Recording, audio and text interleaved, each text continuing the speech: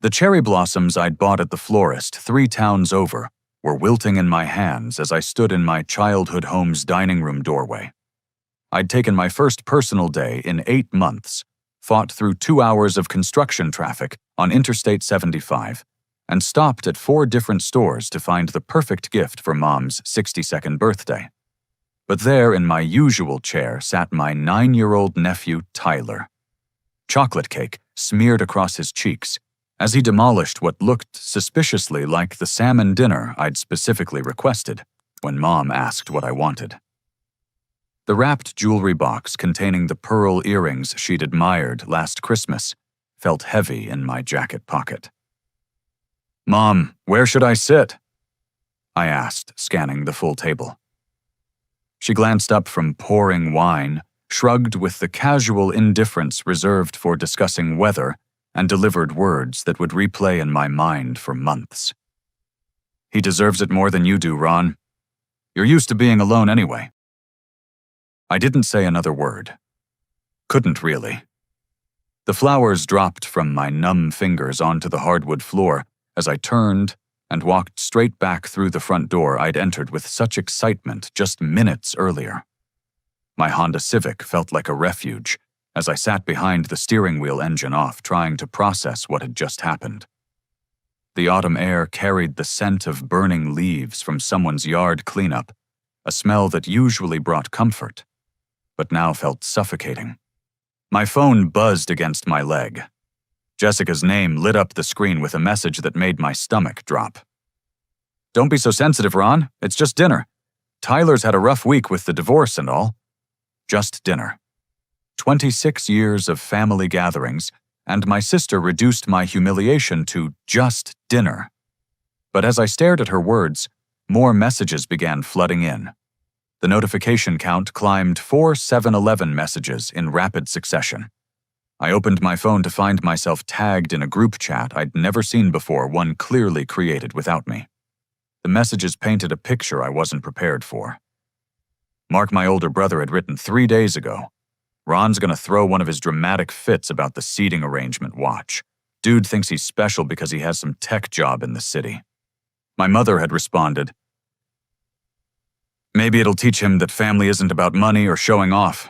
Tyler needs to feel important too." Jessica had added, "Honestly, it's weird how much he tries to insert himself into everything. Like, we get it, you're successful. Some of us have real problems." The timestamps showed this conversation had been active for weeks. Dozens of messages discussing my issues, my desperate need for attention, my obvious loneliness that makes everyone uncomfortable. They dissected every interaction I'd had with the family over the past 6 months, turning innocent moments into evidence of my supposed character defects. One message from my father particularly stung. "The boy needs to learn his place.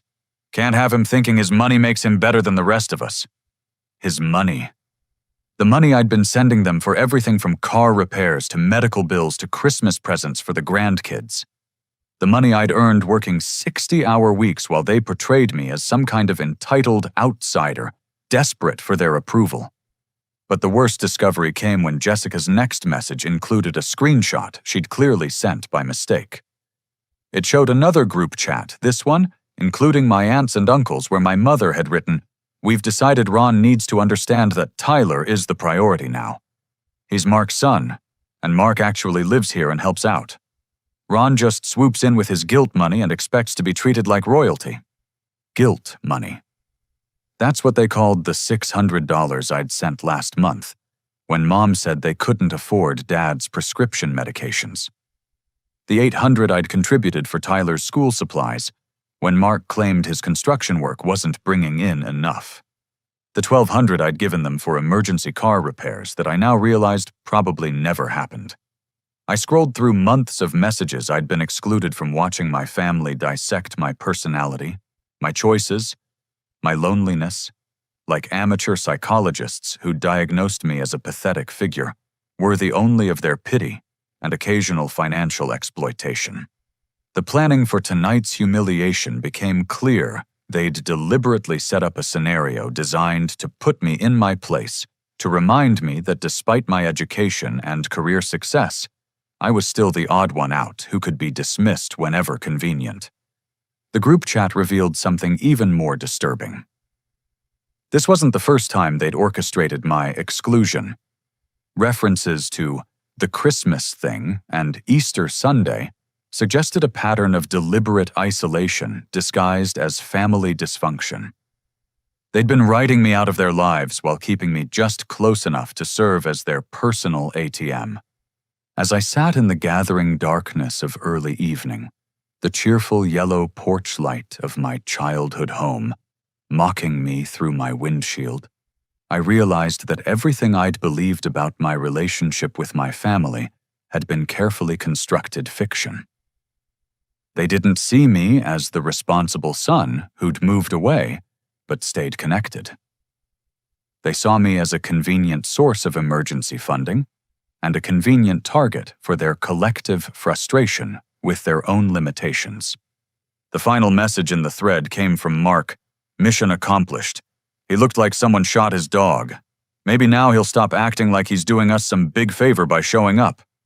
The 20-minute drive back toward the highway gave me time to think, and thinking led to a clarity I'd been avoiding for months. Instead of heading home immediately, I pulled into the parking lot of a 24-hour diner, ordered coffee I didn't want, and opened my banking app under the harsh fluorescent lights. What I discovered made the dinner table humiliation seem like a gentle nudge compared to a sledgehammer blow. 18 months of bank statements told a story of systematic financial manipulation that took my breath away. The emergency car repair fund I'd sent Mark in March, $900 that I'd borrowed against my own credit card because he'd claimed his transmission had died and he'd lose his job without transportation had been deposited on a Tuesday. That same week, Mark's social media showed photos of his brand new bass boat, a gleaming 20-foot Ranger with all the accessories posed proudly in his driveway with the caption, "Early birthday present to myself." The medical emergency fund I'd wired to my mother in June, $1,300 for what she'd described as urgent diagnostic tests her insurance wouldn't cover, had coincided perfectly with her week-long spa retreat in Sedona, Arizona. The Instagram photos showed her getting massages, meditation classes, and expensive organic meals while texting me about how blessed she felt to have such a caring son during this difficult time. Every emergency I'd helped solve had been accompanied by lifestyle upgrades they'd hidden from me while expressing gratitude for my sacrifice during their time of need. The roof repair fund became a hot tub installation. The heating system emergency became a kitchen renovation. The school expenses for Tyler became a new motorcycle for Mark. But the pattern went deeper than simple lies about specific expenses. As I scrolled through payment after payment, I realized I'd been subsidizing their entire standard of living, while they portrayed themselves as barely scraping by. The streaming service subscriptions I'd offered to cover temporarily during Mark's supposed unemployment had been running for 14 months, during which time his construction company's website showed completed projects worth tens of thousands of dollars. The grocery delivery service I'd set up for my parents during Dad's recovery period had been delivering premium organic foods and expensive wines, while Dad texted me photos from his weekend fishing trips. The insurance premium I'd taken over when they'd claimed financial hardship covered vehicles I'd never seen, including Mark's motorcycle and a vintage Mustang that Jessica had been posting photos of herself driving.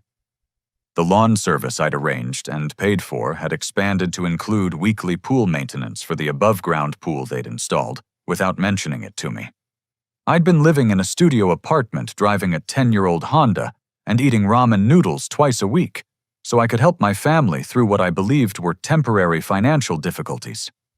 Meanwhile, they'd been living better than I was, using my money to fund luxuries while saving their own income for toys and entertainment. The most devastating realization came when I calculated the total.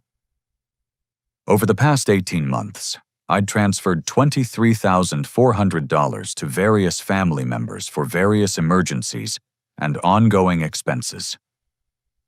$23,000 that represented my entire emergency fund, my vacation savings and money I'd borrowed against credit cards, because I'd believed my family was struggling. During those same 18 months, I'd declined invitations from friends because I couldn't afford restaurant meals, postponed dental work I'd needed because the insurance didn't cover everything, and turned down a weekend getaway with coworkers because I'd already spent my discretionary income on family emergencies. I'd been living like someone barely making ends meet while my family enjoyed luxuries, funded by my misplaced sense of obligation and their expertly crafted lies.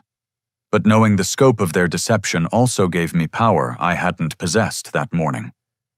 I opened each app and website, methodically canceling every service and subscription connected to my family. The Netflix account that served 3 households went dark. The Spotify Premium Family Plan that included 6 users got terminated. The grocery delivery service received a cancellation notice. The landscaping company got a call instructing them to send final bills to Mark directly. The insurance payments stopped with a single phone call.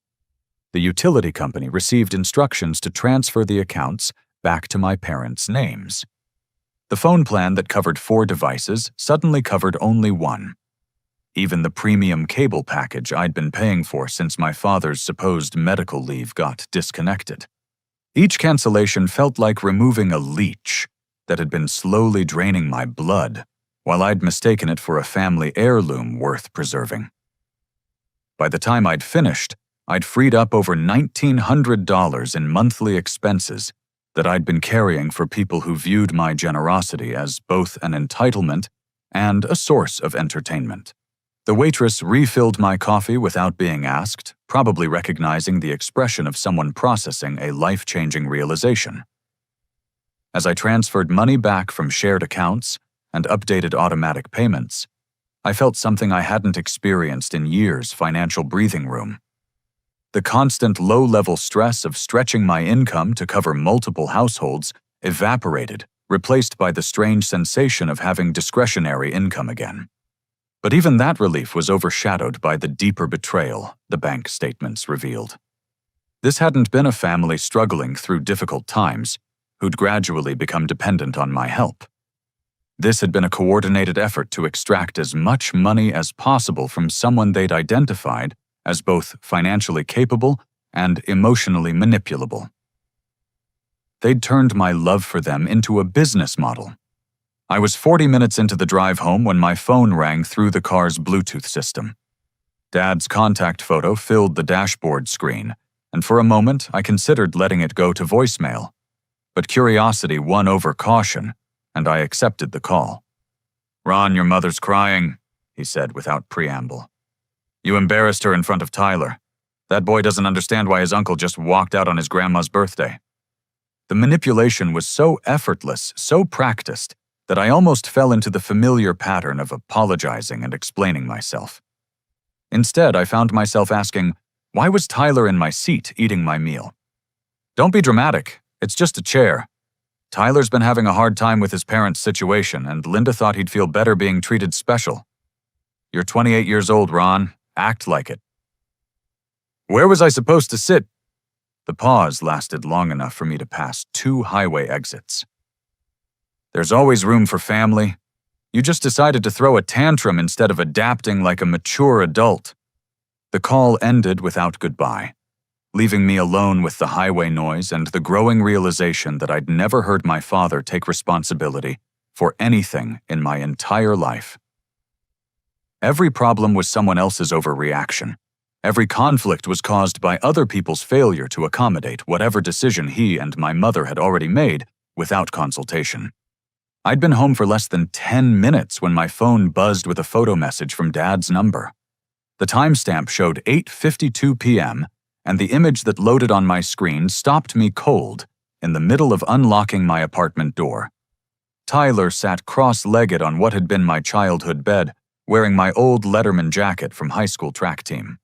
The jacket I'd left in my bedroom closet because Mom had said it meant too much to her for me to take it when I'd moved out 6 years ago.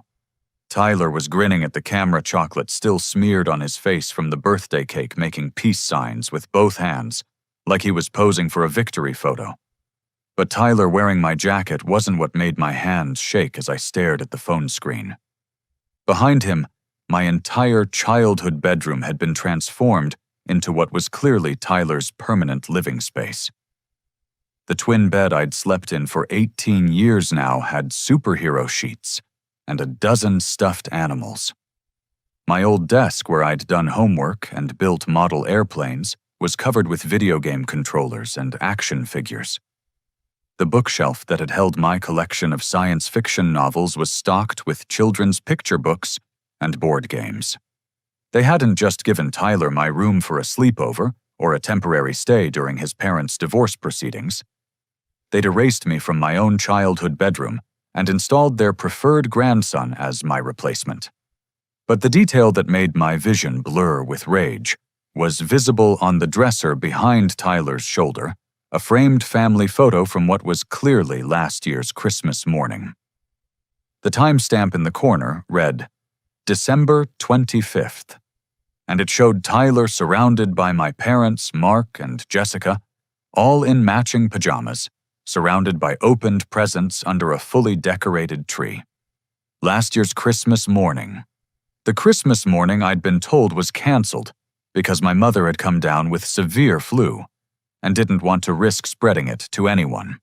The Christmas morning I'd spent alone in my apartment eating Chinese takeout and watching old movies while feeling guilty about the relief of not having to navigate family dynamics during the holidays. I enlarged the photo with trembling fingers, studying the details that confirmed my growing suspicion. More framed photos were visible on the dresser and nightstand, creating a gallery of family moments that chronicled years of gatherings I'd never been told about. Birthday parties with elaborate decorations, graduation celebrations, holiday meals, vacation photos from trips I'd never heard mentioned, summer barbecues where everyone wore matching t-shirts I'd never been offered. The realization hit me like a physical blow I hadn't been gradually excluded from family events due to scheduling conflicts or natural drift. I'd been systematically written out of their lives while being told these events weren't happening at all. They'd created two versions of their family story, one that included me as the distant son, who was too busy with his career to participate, and another that was their actual life rich with connection and celebration, and traditions that had been deliberately hidden from me. I called Jessica immediately, not caring that it was almost 9 p.m. or that she'd already demonstrated her position on the evening's events. She answered on the first ring. "Ron, come on. Dad said you're upset about some photo. Tyler's just a kid who likes your old stuff." "What photo?" I asked. I didn't tell Dad about any photo. The silence stretched long enough for me to hear what sounded like television audio in her background. "I don't know what you mean." "Jessica, I'm looking at a photo Dad just sent me of Tyler in my old room, and there's a framed picture from Christmas morning last year. The Christmas morning Mom said was canceled because she was sick." Another pause. "Ron, you're reading too much into things. Was I invited to Christmas last year? You know how crazy the holidays get. Everyone was dealing with Mark's divorce and Tyler needed stability, and Mom was stressed about cooking for everyone." "Everyone? How many people were there, Jessica?" "I don't remember exactly. It wasn't a big deal." "Shh. Jessica, how many Christmases have I missed because I was told they were canceled?" This time the pause included muffled conversation, as if she was covering the phone to talk to someone else. When she came back, her tone had shifted from defensive to annoyed. "Ron, you need to stop making everything about you. We're a family with complicated dynamics, and sometimes things happen organically. Tyler needed us last Christmas, and it worked out better with a smaller group. You would have been welcome if you'd just shown up." But I hadn't been told there was anything to show up for. I'd been specifically told there was no Christmas gathering because of my mother's illness. The photos on Tyler's dresser told a different story, one where I'd been deliberately excluded while being fed lies to prevent me from asking uncomfortable questions about why my absence was so easily accommodated. As Jessica continued her explanation about organic family dynamics and my tendency to overthink situations, I found myself studying the photo more closely. The wrapped presents under the tree, the elaborate breakfast spread visible on the dining room table in the background, the professional quality of the photography itself all suggested this hadn't been a last-minute gathering thrown together during someone's recovery from illness. This had been a planned traditional Christmas morning celebration that had required preparation coordination and intentional guest list management. I'd been sending them money for Christmas gifts while they'd been celebrating Christmas without me. I'd been alone on the holiday while they'd been building memories and traditions designed to exclude me while maintaining my financial contributions to their lifestyle. The photo wasn't just evidence of their deception. It was a trophy documenting their success at erasing me from their family narrative while keeping me close enough to serve as their personal bank account. I couldn't sleep that night. Every time I closed my eyes, I saw Tyler grinning in my Letterman jacket, surrounded by the evidence of years of celebrations I'd been told never happened. By 3 a.m., I gave up on rest and made coffee stronger than I'd ever needed before. The laptop screen cast blue light across my kitchen table as I began what would become the most thorough investigation I'd ever conducted into anything. My background in software engineering had taught me how to trace digital footprints, and my family had left a trail wider than they'd probably realized. Social media became my starting point. I'd been blocked from most of their accounts months ago, supposedly to avoid drama during Mark's divorce. But there are always ways to see public posts and tagged photos from mutual friends. What I discovered made the Christmas photo look like a minor omission. My cousin Rachel, who lived 2 states away, but stayed connected with everyone through Facebook, had posted dozens of photos over the past 3 years that told the story of a family life that had existed parallel to everything I'd been told. 4th of July barbecues where my parents wore matching American flag shirts, Easter egg hunts in their backyard where Tyler collected prizes in a basket I'd never seen, Thanksgiving dinners with elaborate table settings and enough food for 12 people. Each holiday I'd been told was too stressful to organize this year, or canceled due to illness, had actually been celebrated with extended family members I'd grown up with, but somehow never encountered anymore. Aunts and uncles I hadn't seen in months had been regular attendees at gatherings I'd never been invited to attend. But the social media investigation revealed something even more disturbing than holiday exclusion. My family had been telling people I was going through some kind of personal crisis that made me unreliable for family events. Comments on Rachel's photos asked about my well-being and expressed sympathy for my parents having to deal with Ron's situation. One comment thread from last Thanksgiving made my stomach turn. My Aunt Carol had written, "I hope Ron gets the help he needs. It must be so hard on Linda and Frank to watch their son struggle like that." My mother had responded, "We're taking it one day at a time. The important thing is keeping Tyler's environment stable while Ron works through his issues." My issues. They'd been portraying me as someone struggling with unspecified mental health or personal problems that made me unsuitable for family gatherings. The successful software engineer who'd been supporting them financially had been rebranded as a troubled son who needed space to work through his difficulties, while his family maintained their traditions without the disruption of his presence. The investigation deepened when I started looking into public records. Property tax information showed that my parents' house, which they'd claimed was in danger of foreclosure when they'd asked for help with mortgage payments, had been completely paid off 14 months ago. The emergency mortgage assistance I'd provided had coincided with them eliminating their house payment entirely using my money to clear their debt, while telling me they were struggling to make minimum payments. Mark's construction business, which he'd described as barely surviving during economic downturns, had been awarded municipal contracts worth over $150,000 in the past year alone.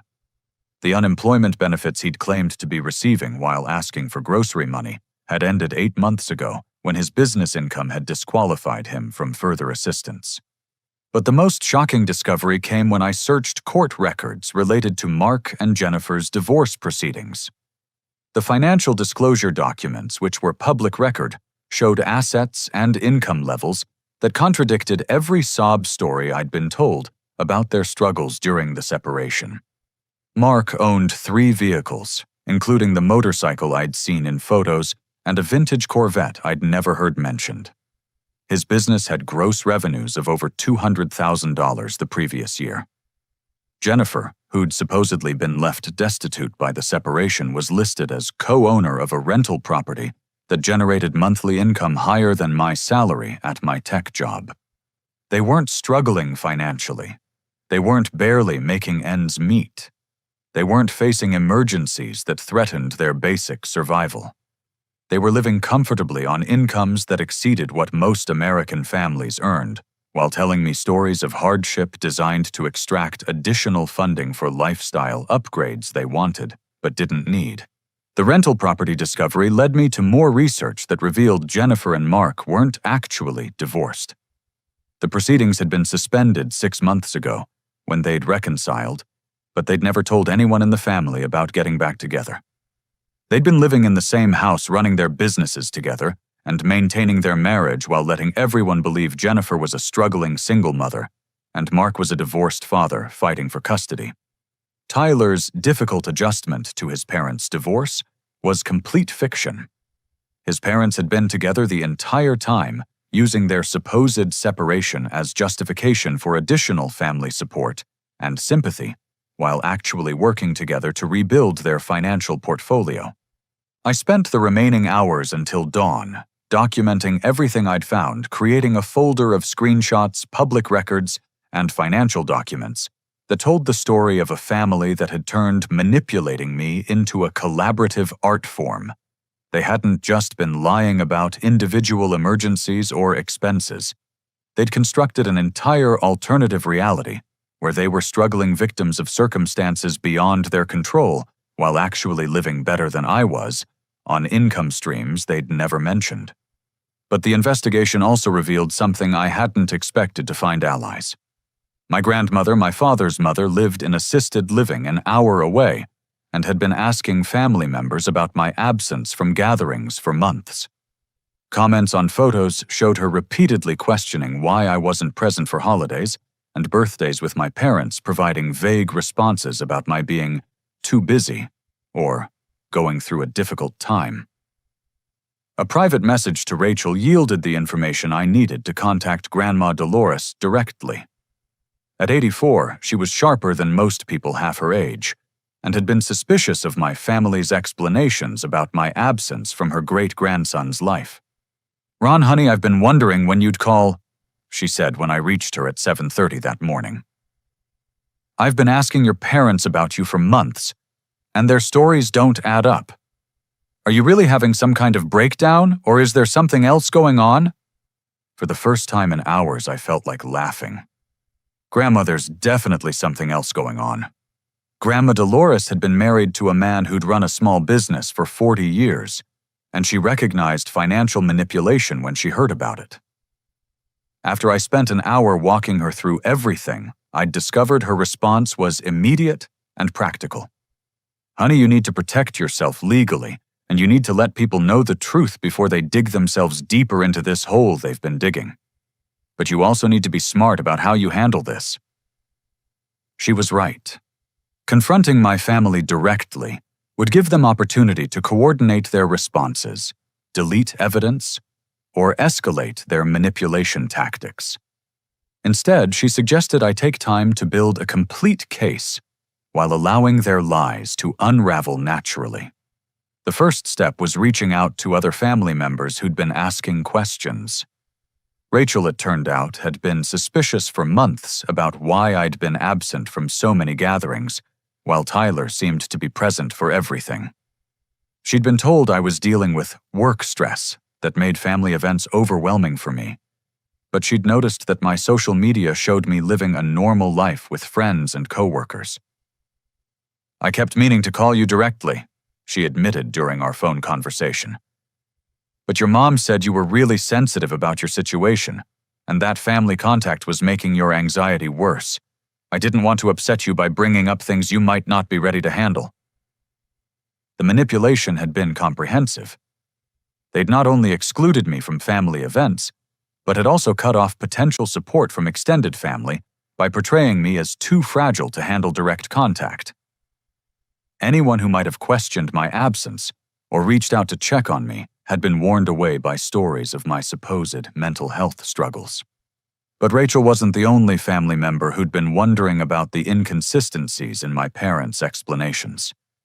My Uncle Tom, Dad's younger brother, had been asking questions about my absence from family gatherings for over a year. He'd been told the same stories about my work stress and mental health difficulties, but he'd also noticed that I seemed fine during the brief interactions we'd had at public events, like my cousin's graduation party. Something didn't smell right. Tom told me when I called him that afternoon. "You seemed like yourself when I saw you in May, but your parents kept talking about you like you were on the verge of some kind of breakdown. Either you're the best actor in the family, or they've been telling stories that don't match reality." Tom had his own concerns about my parents' financial situation. They'd asked him for money twice in recent months, claiming emergency expenses that needed immediate attention. Both times he'd offered to pay the vendors directly instead of giving them cash, and both times they'd declined his help with excuses about preferring to handle payments themselves. "Your dad asked for $800 for urgent plumbing repairs that couldn't wait for insurance processing. When I offered to call my plumber and have him bill me directly, your dad said the guy they'd already hired only accepted cash payments. What plumber in 2024 only takes cash for emergency work?" The pattern of financial manipulation extended beyond their relationship with me. They'd been testing similar stories with other family members looking for additional sources of emergency funding, while maintaining the appearance of people overwhelmed by circumstances beyond their control. But Tom's most valuable information concerned my grandmother's will. "Your mom's been pressuring Dolores to remove you as a beneficiary because of your supposed mental health problems. She keeps telling Dolores that leaving you money would be enabling your difficulties, and that the inheritance should go to Tyler instead, since he's the one who's really part of the family. They'd been trying to write me out of my grandmother's will while simultaneously extracting money from me for fake emergencies. The scope of their long-term planning was breathtaking in its calculated cruelty.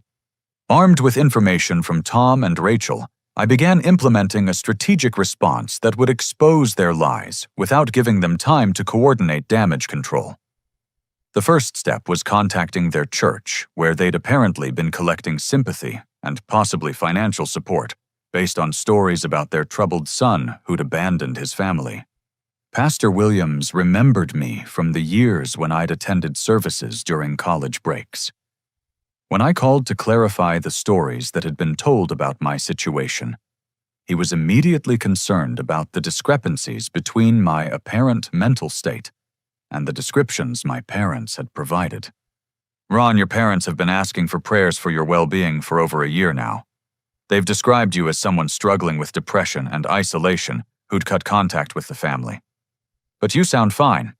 And if you're calling to clarify the situation, that doesn't match what they've told us about your mental state."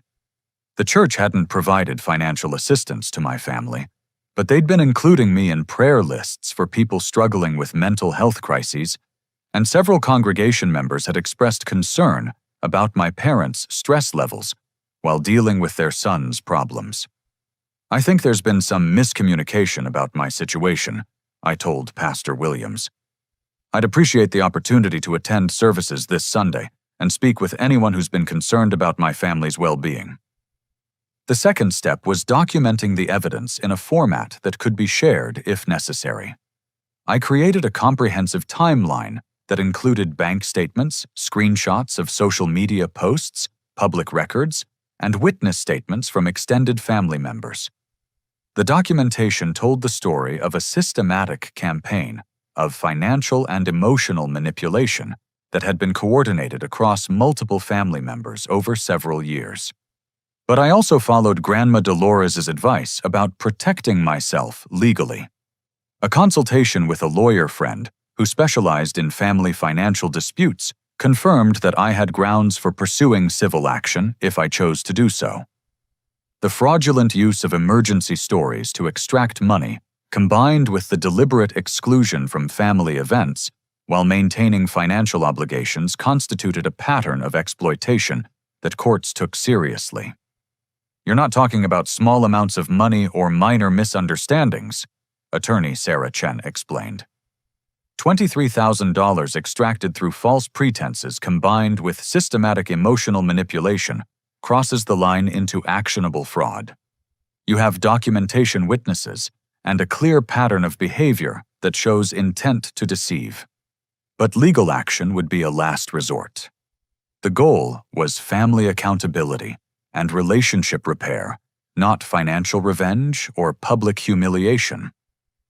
The documentation served as protection in case their manipulation escalated, but the real objective was creating space for honest conversations about family dynamics that had been distorted by years of systematic deception. The immediate effects of my investigation were already becoming visible. When my family's various subscription services and financial support systems began shutting down, their comfortable routine was disrupted in ways that forced them to confront the reality of their dependence on my support. Mark called first around noon, the day after my parents' birthday dinner. His tone was casual, as if he was checking in on a minor technical problem. "Hey Ron, our Netflix account isn't working. Did something happen with the payment?" "I canceled it yesterday," I replied. "Why would you do that? We've been watching a series with Tyler and Linda was in the middle of her cooking shows. Can you just restart it? I can pay you back later." "Mark, when were you planning to pay me back for the emergency transmission repair from March?" The pause was long enough for me to hear background noise that sounded like power tools confirming that he was working his construction job instead of dealing with the unemployment crisis he'd described. "That's different, Ron. That was an emergency. This is just a streaming service. I'm discontinuing all the services I've been paying for. You'll need to set up your own accounts if you want to continue using them." "Ron, come on. Don't be petty. Mom's really upset about last night, and now you're taking it out on everyone by cutting off stuff we depend on." The casual entitlement in his voice was remarkable. After months of lying about emergencies and financial hardship, he was treating my decision to stop paying for their entertainment as an unreasonable escalation of a minor family disagreement. But as the day progressed, the calls became more frequent and less casual. Jessica called about the Spotify account. Dad called about the lawn service. Mom called about the grocery delivery service.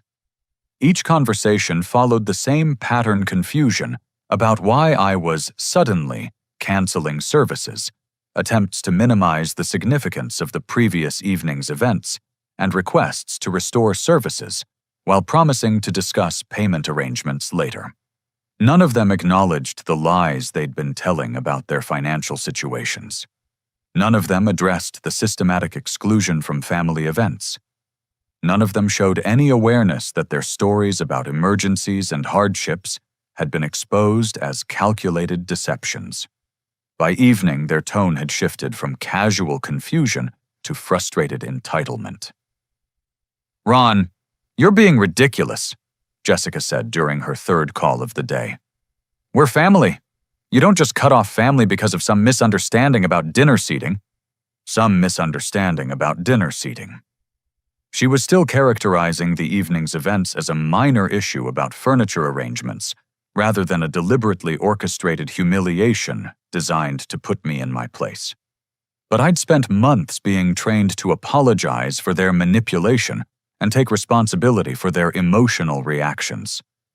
This time I refused to accept blame for consequences they'd created through their own deceptive behavior. "Jessica, I'm discontinuing financial support for people who've been lying to me about their circumstances while excluding me from family events. That's not a punishment.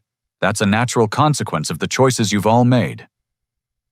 The conversation ended with her hanging up on me, but not before I heard her tell someone in the background, "He's really lost it now. I think this is more serious than we thought." They were already working on their next manipulation strategy, painting my refusal to continue enabling their deception as evidence of a mental health crisis that justified their previous treatment of me. But this time I had allies who knew the truth documentation that proved their lies, and the financial freedom that came from no longer supporting people who saw my generosity as both entitlement and weakness. The breaking point came on Thursday morning when Mark and Jessica showed up at my office building unannounced. I was in the middle of a project meeting when our receptionist called to say I had visitors in the lobby who claimed it was a family emergency. Mark was pacing near the elevator bank, clearly agitated, while Jessica sat in one of the lobby chairs, scrolling through her phone.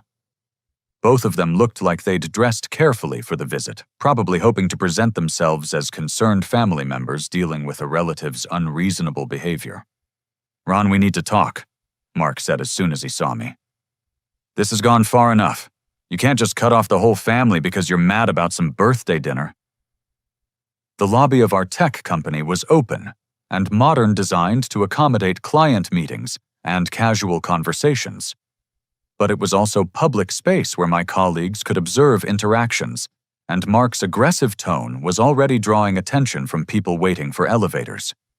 "We can go to the conference room," I offered, hoping to contain whatever scene they were planning to create. "No, we're not here for some formal meeting," Jessica interrupted. "We're here because you're acting crazy and Mom's worried sick about you.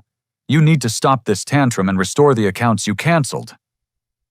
Several of my co-workers had paused their conversations to listen, and I could see our security guard taking notice of the raised voices. Mark seemed oblivious to the audience he was creating as he continued his demands. "Tyler keeps asking why his uncle is mad at him. Mom can't afford to pay for all these services you just cut off without warning. And that lawn guy showed up yesterday demanding payment for 2 months of work you apparently didn't tell anyone you'd stopped covering." "Mark, I'm not discussing family finances in my workplace lobby. If you want to have a conversation, we can schedule something private." "Private?" Jessica stood up, her voice carrying across the marble floors. "You've been hiding from the family for weeks, and now you want privacy? You owe us an explanation for why you're destroying everyone's lives over some perceived slight." The security guard was walking toward us now, probably responding to the volume of their voices and the increasingly hostile body language Mark was displaying. Other employees had stopped pretending not to listen, and I could see several people recording the interaction with their phones. "Sir, is everything all right here?" The security guard addressed me directly, but his attention was focused on Mark, who was gesturing emphatically while speaking loudly enough to echo off the lobby walls. "These are family members," I explained, "but they need to leave."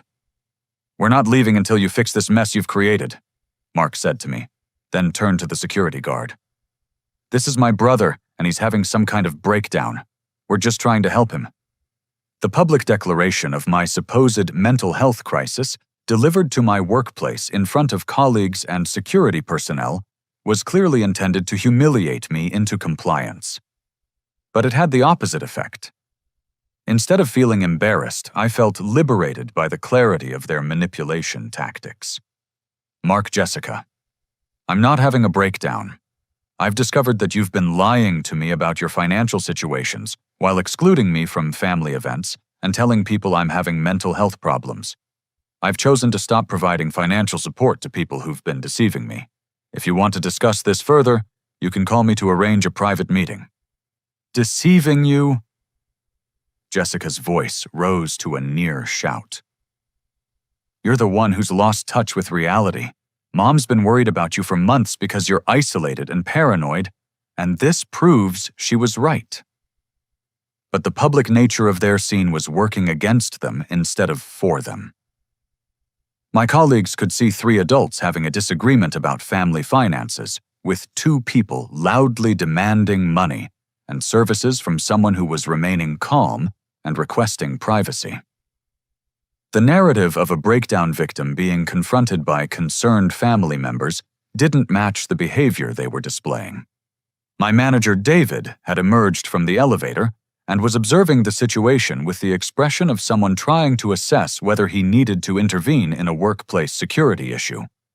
"Everything okay, Ron?" he asked, positioning himself where he could hear the conversation without appearing to intrude. "It's fine, David. Just a family disagreement about finances. Mark and Jessica were just leaving." "No, we're not leaving," Mark said louder than before. "And you're not going back upstairs until you call Mom and apologize for the stress you're putting her through." The demand was so outrageous, so completely disconnected from normal adult interaction, that several people in the lobby actually laughed.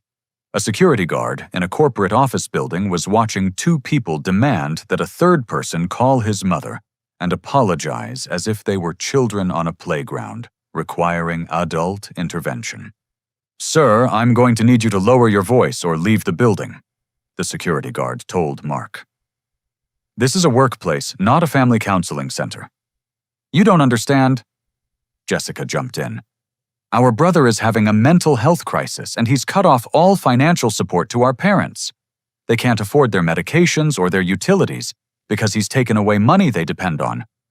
But her explanation contradicted everything Mark had been saying about temporary service cancellations and birthday dinner misunderstandings. Now they were claiming my parents depended on my financial support for basic survival needs, which painted a very different picture of the family dynamics they'd been describing. David stepped closer, his expression shifting from mild concern to professional interest. "Ron provides financial support for your parents' medical expenses. He's been helping with some monthly bills," I answered honestly. "But I've recently discovered that the emergency situations I've been helping with haven't been accurately described." "Accurately described?" Mark was practically sputtering with indignation. "What's that supposed to mean?" "It means the transmission repair I paid for happened the same week you bought a base boat, Mark. It means the medical emergency fund I sent Mom coincided with her spa vacation. It means Tyler's school supply money went toward your new motorcycle." The public revelation of their deception created a moment of silence that stretched long enough for everyone in the lobby to process what they'd just heard. My colleagues were looking at Mark and Jessica with expressions of understanding that suggested they'd dealt with manipulative family members themselves. "You've been tracking our spending," Jessica asked, her voice shifting from outrage to something that sounded like panic. "That's creepy and controlling, Ron." "I've been tracking my own bank statements, Jessica. Every dollar I've sent for emergency expenses has coincided with luxury purchases that nobody mentioned when asking for help." David's expression had shifted to what I recognized as his problem-solving mode, the analytical mindset he applied to complex technical challenges. "So you've been providing emergency financial assistance based on information that turned out to be inaccurate." That's one way to put it. The conversation was clearly over. Mark and Jessica had expected to embarrass me into submission by creating a public scene that portrayed them as concerned family members dealing with an unreasonable relative. Instead, they'd exposed their manipulation tactics to an audience of professionals who were perfectly capable of recognizing financial deception when they heard it described. "You're going to regret this," Mark said as the security guard escorted them toward the exit. "Mom and Dad are going to write you out of everything. Tyler's going to grow up knowing his uncle abandoned his family over money." But the threats sounded hollow after their public display of entitlement and manipulation. As the elevator doors closed behind me, I realized that my colleagues had just witnessed the exact behavior pattern I'd been dealing with for years.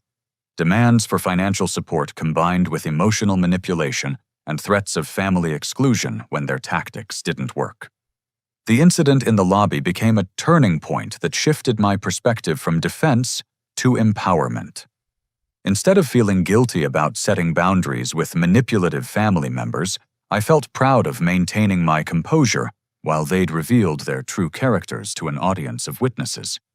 That afternoon brought news that confirmed my investigation had been more accurate than I'd hoped. Tom called to tell me that my grandmother had received a visit from my parents that morning, during which they'd attempted to convince her that my behavior in the lobby proved I was having a breakdown that made me unsuitable for inheritance. "But Dolores is nobody's fool," Tom explained. "She asked them to explain exactly what you'd done wrong, and they couldn't give her a coherent answer. According to them, You've had a mental health crisis because you stopped paying for their cable television and landscaping service. Grandma Dolores had also done some investigation of her own. She'd called Pastor Williams to ask about my family's situation, and he'd shared his confusion about the discrepancies between my parents' descriptions of my mental state and my actual behavior during their phone conversation. She knows they've been lying about your condition, and she's furious about their attempts to manipulate her will based on false information. I think you're going to want to give her a call tonight. But the day's biggest revelation came from an unexpected source. Jennifer Mark's supposedly ex-wife sent me a Facebook message that evening asking if we could talk privately about the family situation. I've been hearing different versions of what happened yesterday, and I think there are some things you should know about the stories Mark's been telling everyone. We met for coffee the next evening at a shop near her house, where she revealed that she and Mark had never actually divorced.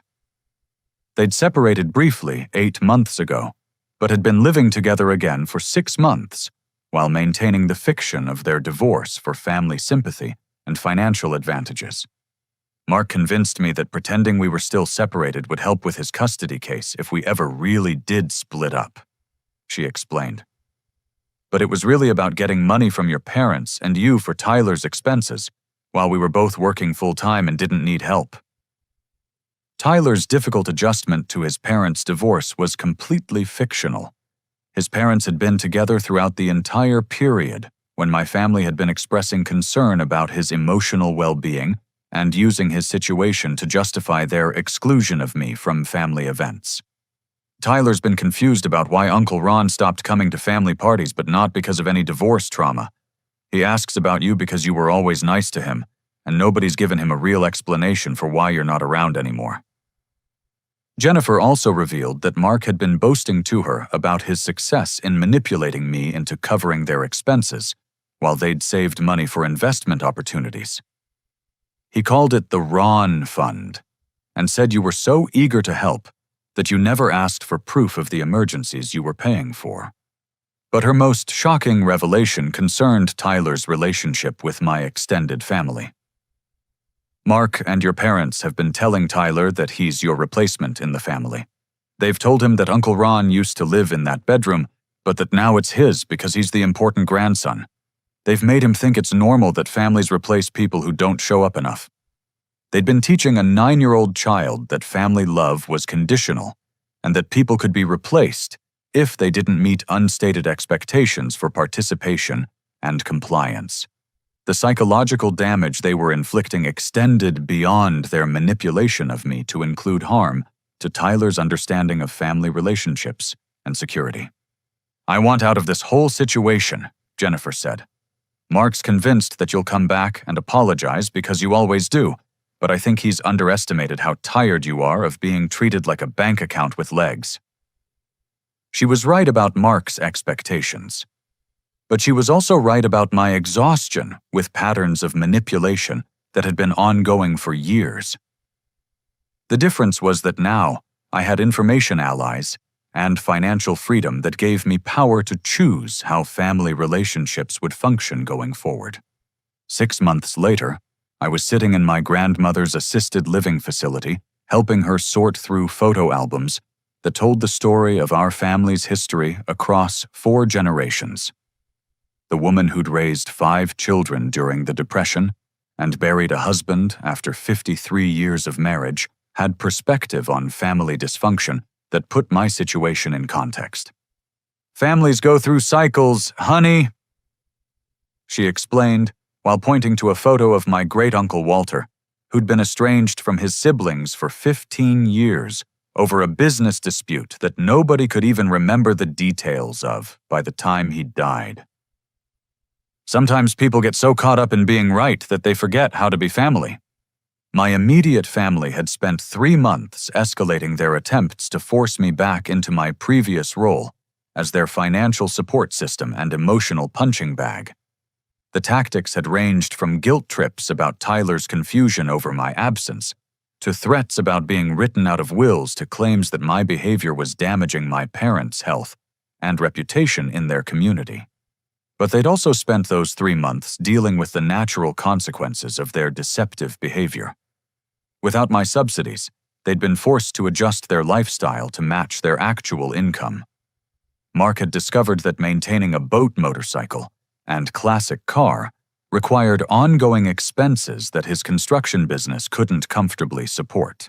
My parents had learned that premium cable packages and weekly lawn service weren't necessities when their budget was limited to their actual retirement income.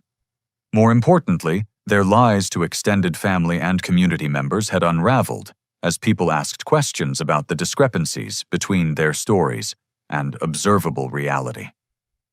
Pastor Williams had gently confronted them about their misrepresentations of my situation. Tom and Rachel had stopped accepting their explanations for my absence from family events.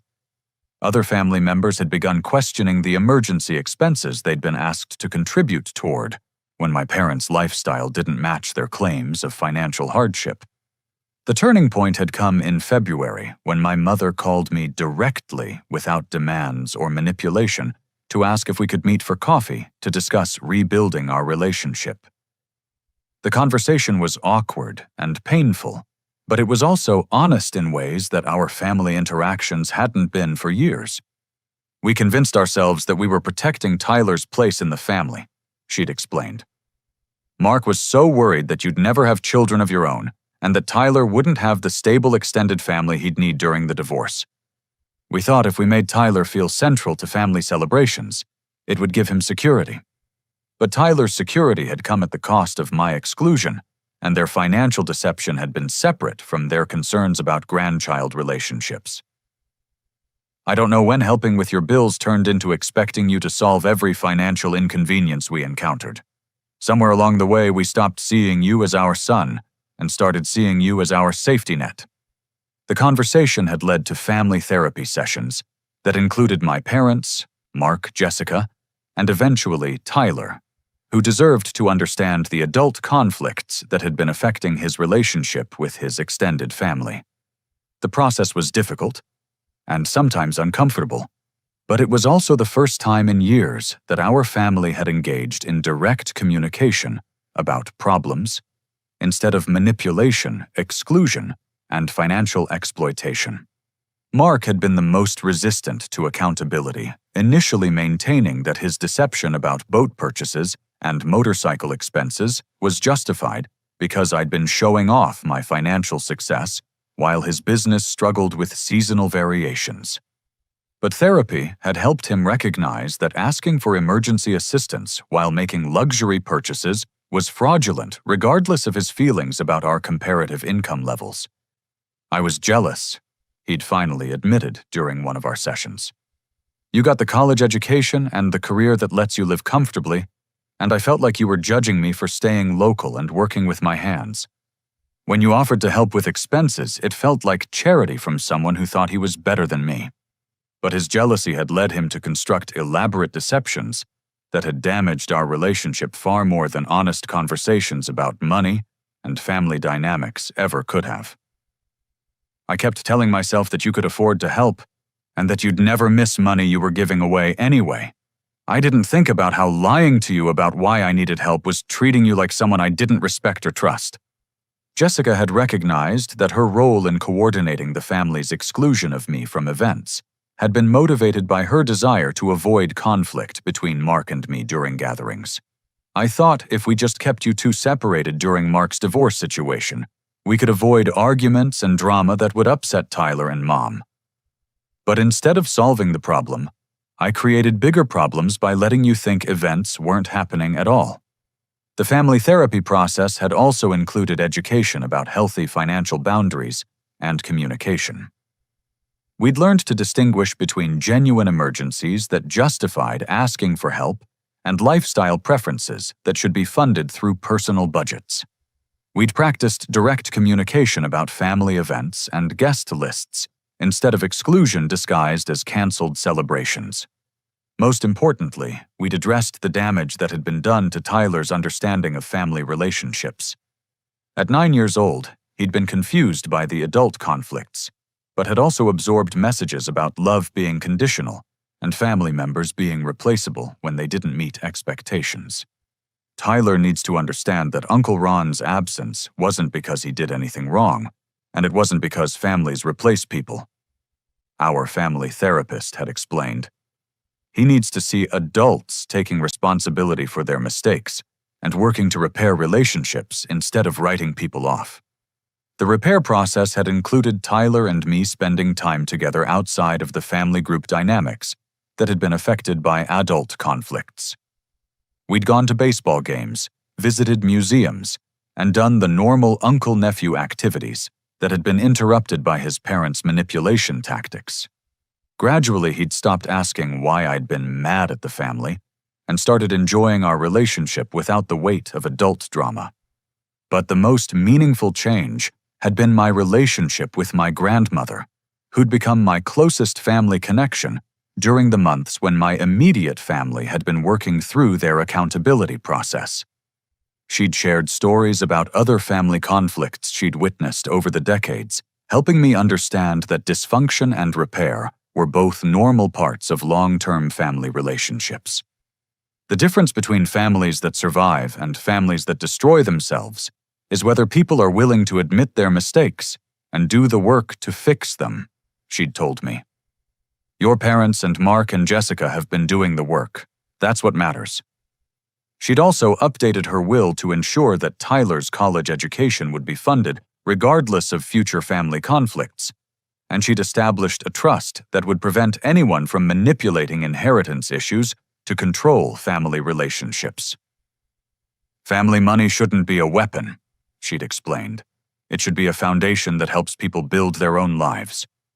As spring turned to summer, I found myself genuinely enjoying family gatherings for the first time in years.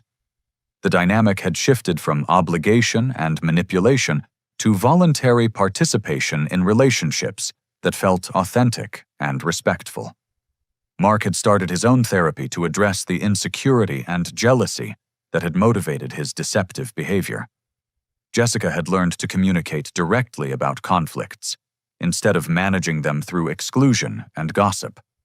My parents had adjusted their lifestyle to match their actual income while maintaining their dignity and independence. Tyler had flourished in the healthier family environment, showing signs of increased emotional security and improved relationships with all the adults in his life. He'd moved back to his own bedroom, and my childhood room had been converted into a hobby space that my parents used for quilting and woodworking projects they'd always wanted to pursue. The financial boundaries we'd established had actually strengthened our relationships by removing the underlying resentment and exploitation that had poisoned our interactions. When my family needed help with genuine emergencies, I was able to provide assistance without feeling manipulated or taken advantage of. When they wanted to purchase luxury items or upgrade their lifestyle, they took responsibility for funding those choices through their own resources. But the most significant change was the end of the systematic exclusion and deception that had characterized our family dynamics for years.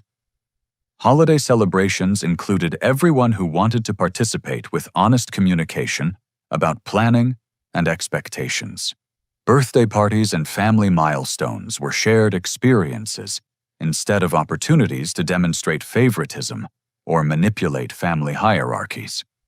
The July 4th barbecue at my parents' house felt like a genuine celebration of family relationships that had been rebuilt on foundations of honesty and mutual respect. Mark's business was thriving without the need for emergency financial assistance, and he'd developed pride in his work that wasn't threatened by my different career path. Jessica had returned to college to finish her nursing degree, funded through student loans and personal savings, rather than family manipulation. My parents had found happiness in retirement activities that they could afford comfortably within their actual budget. As I watched Tyler play catch with his grandfather while Jennifer and Mark worked together to prepare hamburgers on the grill, I realized that the family I'd always wanted had been possible all along. The dysfunction and manipulation hadn't been inevitable features of our relationships. They'd been choices that could be changed through honesty, accountability, and commitment to treating each other with respect. The man who'd driven away from his mother's birthday dinner feeling humiliated and excluded had been replaced by someone who understood his own worth and refused to accept treatment that violated his dignity. But more importantly, the family that had used financial manipulation and emotional exclusion to manage their insecurities had been replaced by people willing to do the difficult work of building authentic relationships.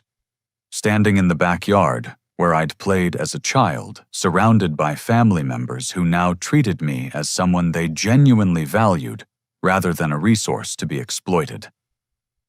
I understood the life lesson that had emerged from months of conflict and repair.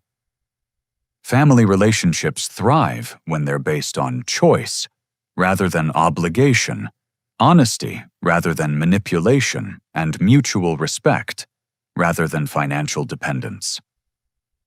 The journey from that devastating birthday dinner to this peaceful summer afternoon had taught me that walking away from toxic dynamics isn't abandonment. It's creating space for healthy relationships to develop. Sometimes the most loving thing you can do for people who've lost their way is to stop enabling their destructive behavior and give them opportunity to find better ways of connecting.